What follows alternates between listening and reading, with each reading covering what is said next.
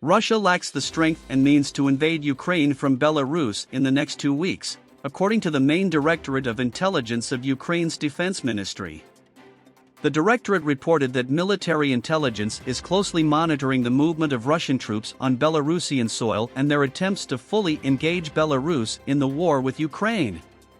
Despite the prospect of an attack from the Belarusian border being unlikely, Ukrainian troops remain on alert.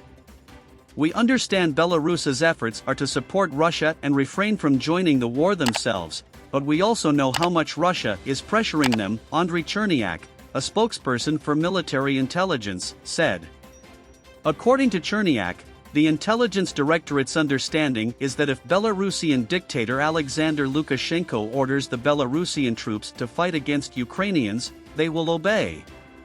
The United States has determined that Russia has committed crimes against humanity during its nearly year-long invasion of Ukraine, U.S. Vice President Kamala Harris has said. Speaking at the Munich Security Conference, days before the anniversary of Moscow launching its full-scale invasion of Ukraine, Harris said Russian forces had conducted widespread and systemic attacks on the country's civilian population.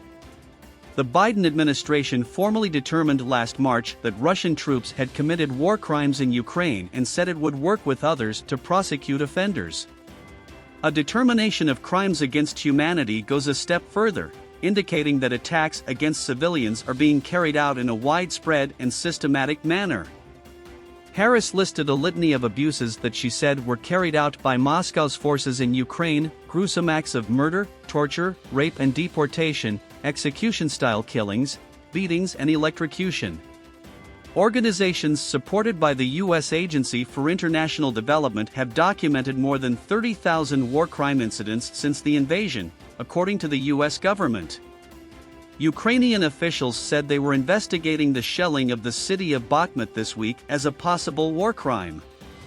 Russia, which has said it is conducting a special military operation in Ukraine to eliminate threats to its security and protect Russian speakers, has denied intentionally targeting civilians or committing war crimes.